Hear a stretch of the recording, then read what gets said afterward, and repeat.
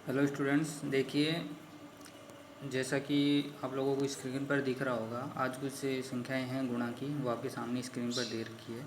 आज हम लोग उन्हीं के बारे में कुछ चर्चा करेंगे और इन संख्याओं में हम लोग कुछ इंटरेस्टिंग सीखने वाले हैं। हम लोग आज संख्याओं का गुणा स्पीडली कैसे करना है, हम लोग देखते देखते संख्याओं का गुणा है वो किस तरह से करेंगे, वो चीज़ हम लोग चर्चा करेंगे।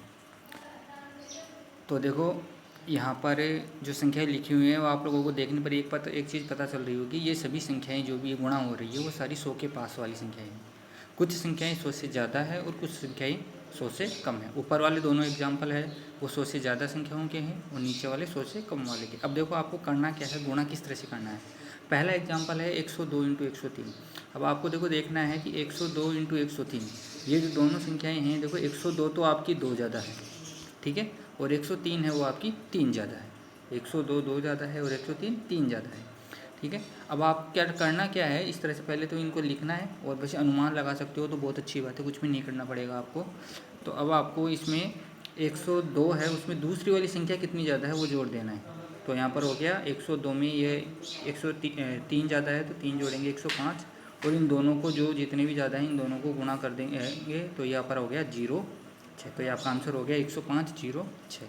ज़्यादा कितना है वो देखना है आपको। तो 108 है वो 8 ज़्यादा है, 105 है वो 5 ज़्यादा है, ठीक है। अब 108 में या तो 5 जोड़ दो या 105 में ये 8 जोड़ दो, या तो ऐसे करके कैसे भी करके आप जोड़ सकते हैं।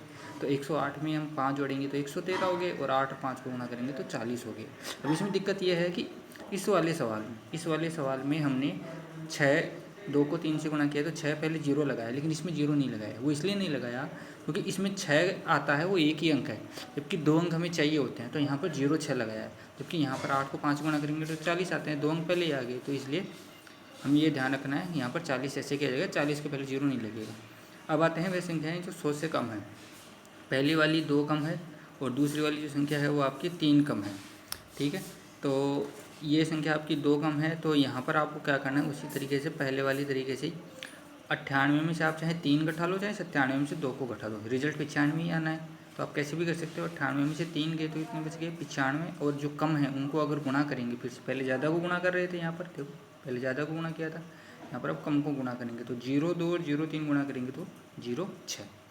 इसके बाद में यहाँ पर बात करते हैं, तो ये देखो ये 5 कम है और यहाँ पर ये 1 कम है। तो फिर से पहले की जैसे ही करेंगे, 95 में से चाहे 1 कम कर दो, चाहे 99 में से 5 कम कर दो, आने तो 94 ही है, ये 94 यहाँ पर आ गया, ठीक है। अब आपको क्या करना है, जितने भी कम या ज़्यादा होते हैं उनको गुणा करना होता है। तो 5 को 1 से गुणा करेंगे 0,5। अब देखो 5 को 1 से गुणा किया तो 5 एकम 5 आता है, और 5 में एक ही अंक है तो इसलिए इसके पहले 0 लगाया जाता है, 0,5। तो इस तरह से आप जो संख्याएं 100 के नज़दीक वाली है उनको आसानी से गुणा कर सकते हैं और स्पीडली अपना काम कर सकते हैं, ठीक है। धन्यवाद।